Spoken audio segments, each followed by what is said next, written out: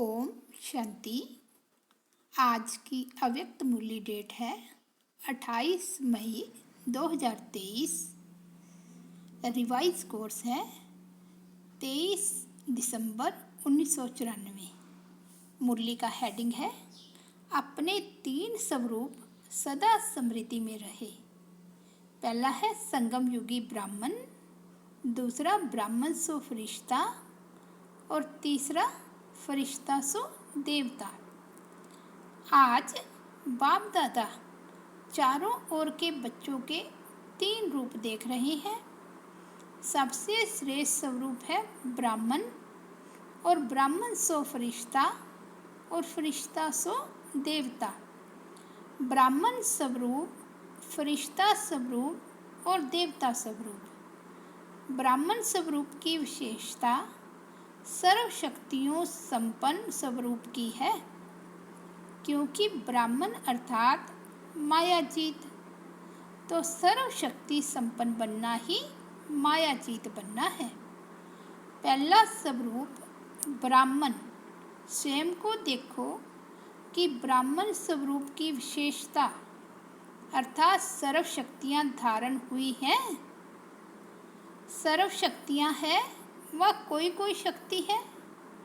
अगर एक शक्ति भी कमज़ोर है, वह कम है, तो ब्राह्मण स्वरूप के बदले बार बार क्षत्रिय अर्थात युद्ध करने वाले बन जाते हैं। क्षत्रिय का कर्तव्य है युद्ध करना और ब्राह्मण का कर्तव्य है सदा और सहज मायाजीत बनना। ब्राह्मण अर्थात विजयी, सदा सर्व शक्तियों अर्थात सर्व शस्त्रों से संपन्न है, और क्षत्रिय अर्थात कभी विजयी और कभी हार खाने वाले, क्योंकि शक्तियाँ मिलते हुए भी धारण नहीं कर सकते, इसलिए समय और परिस्थिति परमान सदा विजयी नहीं बन सकते। ब्राह्मण स्वरूप अर्थात सदा ताज तखत और तिलकधारी, विश्व कल्याण की जिम्मेवारी के ताजधारी, सदा स्वतः स्मृति के तिलकधारी, सदा बाप के दिल तख्तनशीन। क्षत्रिय एक रस अचल अडोल न होने के कारण कभी अचल, कभी हलचल, कभी अधिकारी और कभी बाप से शक्ति मांगने वाले रॉयल भिखारी। ब्राह्मण अर्थात सदा अलौकिक मौज के जीवन में रहने वाले, सदा रूहानी सीरत और सूरत वाले। क्षत्रिय अर्थात कभी कैसे कभी कैसे, तो अपने को पूछो मैं कौन। कभी ब्राह्मण, कभी क्षत्रिय या सदा ब्राह्मण जीवन की विशेषताओं से संपन्न है। लक्ष्य ब्राह्मण जीवन का है, लेकिन कभी ब्राह्मण कभी क्षत्रिय ऐसे लक्षण तो नहीं है। लक्ष्य और लक्षण समान है व अंतर है। बोल और कर्म समान है व अंतर है। कभी ब्रह्मा कुमार कुमारी कहलाते हो ना, कि क्षत्रिय कहलाते हो। चंद्रवंशी कहलाना भी पसंद नहीं करते हो। चंद्रवंशी कहलाना भी पसंद नहीं करते हो ना। कोई कहे आप चंद्रवंशी हैं तो पसंद आएगा नहीं। और कर्म क्या है? जिस समय युद्ध में लगे हुए हो उस समय का फ़ोटो अपना निकालो। फ़ोटो निकालने का शौक़ बहुत होता है ना, तो अपना फ़ोटो निकालना आता है या दूसरों का फ़ोटो निकालना आता है?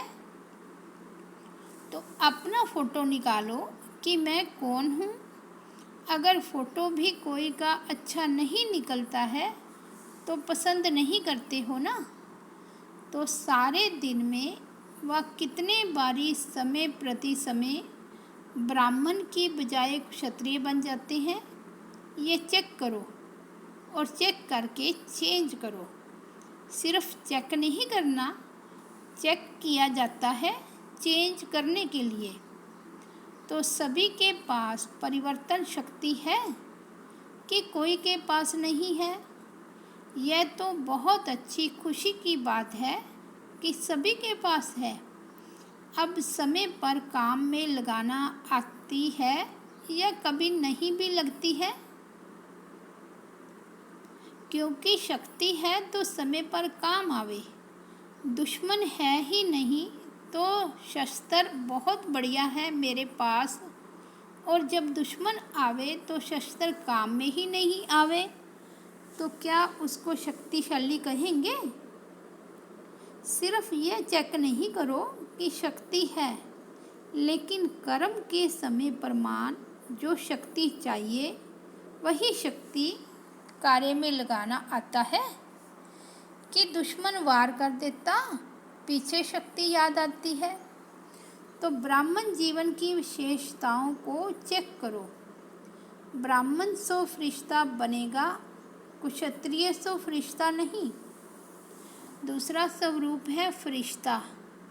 सभी को फरिश्ता बनना ही है ना?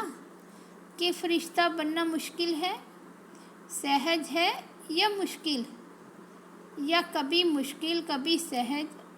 तो फरिश्ता स्वरूप की विशेषता सभी जानते भी हो कि फरिश्ता अर्थात डबल लाइट। तो डबल लाइट है कि कभी बोझ उठाने को दिल करती और उठा लेते हो, व उठाने नहीं चाहते हो लेकिन माया सिर पर टोकरी रख देती है। माया अपनी आर्टिफिशियल टेम्परेरी शक्ति ऐसी दिखाती है जो मजबूरी से भी बोझ उठाना ना चाहते भी उठा लेते हैं, क्योंकि कमज़ोर होने के कारण कमज़ोर सदा पर अधीन होता है, तो माया भी अधीन बना देती है।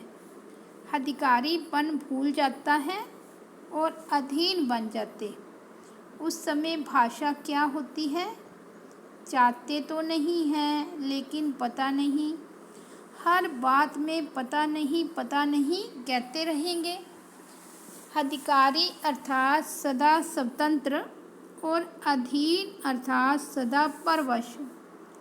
तो परवश कभी भी मौज की जीवन में नहीं रह सकते। ब्राह्मण अर्थात मौज की जीवन। अगर कोई भी समय मौज की बजाय मूंझते हो, ये क्या है, ये कैसा है, क्या नहीं होता है, तो यह मौज नहीं, यह मूंझने की जीवन है। अगर कोई भी समय मौज की कमी अनुभव करते हो तो फिर से यह पाठ पहला याद करो कि मैं कौन हूँ। सिर्फ आत्मा नहीं, लेकिन कौन सी आत्मा हूँ, इसके कितने जवाब आएंगे। लंबी लिस्ट है ना। रोज की मुरली में मैं कौन का भिन्न भिन्न पाठ पढ़ते रहते हो, सुनते रहते हो। तो फरिश्ता अर्थात डबल लाइट। लाइट अर्थात हल्कापन। हल्कापन का अर्थ है सिर्फ उपस्थिति के समय हल्का नहीं, लेकिन सारे दिन में स्वभाव संस्कार संबंध संपर्क में लाइट रहे। वैसे ठीक है, लेकिन स्वभाव संस्कार में भी अगर हल्कापन नहीं है तो फरिश्ता कहेंगे। और हल्के की निशानी है, हल्की चीज़ सभी को प्यारी लगती है। कोई बोझ वाली चीज़ आपको देवे तो पसंद करेंगे, और हल्की बढ़िया चीज़ हो तो पसंद करेंगे ना। तो जो स्वभाव संस्कार संबंध संपर्क में हल्का होगा, उसकी निशानी वो सर्व के प्यारे और न्यारे होंगे, क्योंकि ब्राह्मण स्वभाव है, अलग स्वभाव नहीं है। ब्राह्मण अर्थात सबके दिल पसंद स्वभाव संस्कार व संबंध संपर्क वाले हो। मेजॉरिटी 95% के दिल पसंद जरूर हो, इतनी रिजल्ट जरूर होनी चाहिए। 5% अभी भी मार्जिन दे रहे हैं, अंत तक नहीं है लेकिन अभी दे रहे हैं। 95% सर्व के दिल पसंद अर्थात सर्व से लाइट, और वो हल्कापन बोल कर्म और वृत्ति से अनुभव हो। ऐसे नहीं मैं तो हल्का हूँ लेकिन दूसरे मेरे को नहीं समझते, पहचानते नहीं। अगर नहीं पहचानते तो आप कितने विल पावर वाले से, तो अपने विल पावर से उन्हों को भी पहचान दो। आपके कर्म वृत्ति उनको परिवर्तन करे। इसमें सिर्फ परिवर्तन करने में सहन शक्ति की आवश्यकता होती है। और फरिश्ता अर्थात जिसका पुरानी देह और पुरानी दुनिया से रिश्ता नहीं। यह सभी को याद है ना कि अभी भी वो रहा हुआ है। पुरानी देह से लगाव है क्या? देह के संबंध से हल्के हो गए हो कि नहीं? काका चाचा मामा उससे न्यारे हो गए हो ना कि अभी भी हैं?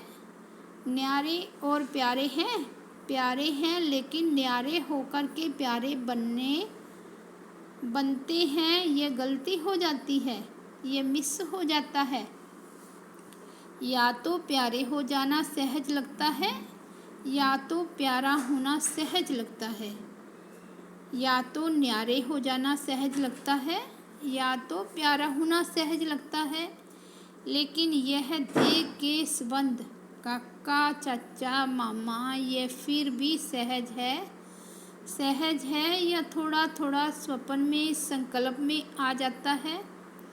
जब ब्राह्मण परिवार में कोई परिस्थिति आती है तो चाचा काका मामा याद आते हैं। बाप दादा देखते हैं कि परिस्थिति के समय कई आत्माओं को ब्राह्मण परिवार की बजाय लौकिक संबंध जल्दी स्मृति में आता है। परिस्थिति किनारे की बजाय सहारा अनुभव कराती है। जब मर्जी वह बन गए तो अगले जन्म के संबंधी काका चाचा माँ बाप याद हैं क्या? स्वप्न में भी आते हैं क्या? तो संबंध जन्म बदल गया ना। तो फरिश्ता अर्थात पुराने से रिश्ता नहीं, यही परिभाषा बोलते हो ना। फिर समय पर कहाँ से निकल आते हैं? टूटा हुआ रिश्ता जुड़ जाता है, मरे हुए से जिंदा हो जाते हो। फरिश्ता अर्थात पुराने से रिश्ता नहीं, सब नया। बाप दादा ने देखा कि फरिश्ता बनने में जो रुकावट होती है उसका कारण एक पहली सीढ़ी है देह भान को छोड़ना। दूसरी सीढ़ी जो और सूक्ष्म है वो है देह अभिमान को छोड़ना। देह भान और देह अभिमान, देह भान फिर भी कॉमन चीज़ है, लेकिन जितने ज्ञानी तू आत्मा योगी तू आत्मा बनते हो उतना देह अभिमान रुकावट डालता है। और अभिमान अनेक प्रकार का आता है।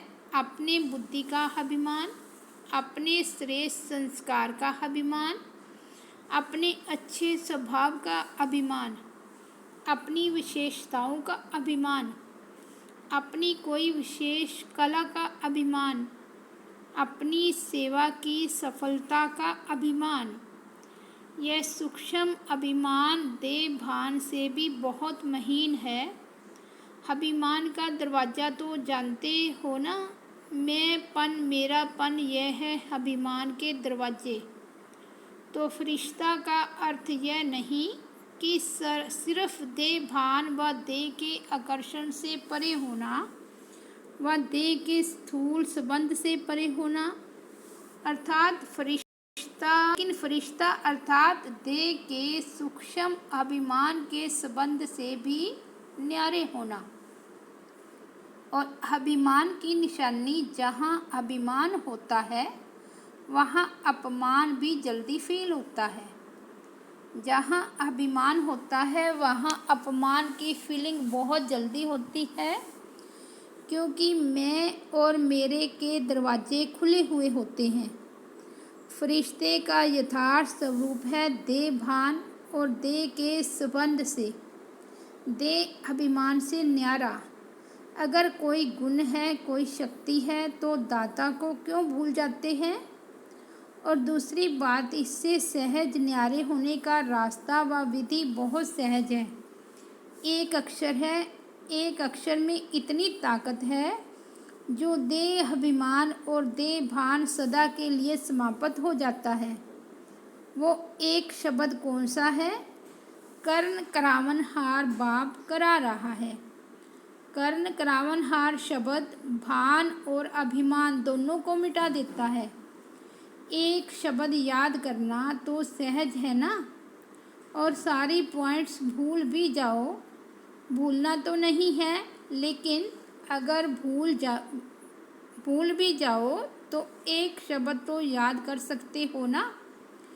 कर्ण करावनहार बाबा है तो देखो फरिश्ते जीवन का अनुभव कितना सहज अनुभव होता। ब्रह्मा बाप फरिश्ता बना किस आधार से? सदा कर्ण करावनहार की स्मृति से। समर्थ बन फरिश्ते बने, फॉलो फादर है ना। यह फरिश्ता या फॉलो माया है। कभी माया भी मदर फादर बन जाती है, बड़ी अच्छी पालना और प्राप्ति कराती है, लेकिन वो सब है धोखे की प्राप्ति। पहले प्राप्ति फिर धोखा, परखने की शक्ति तो है ना। माया है या बाप है, इसको समय पर परखना है।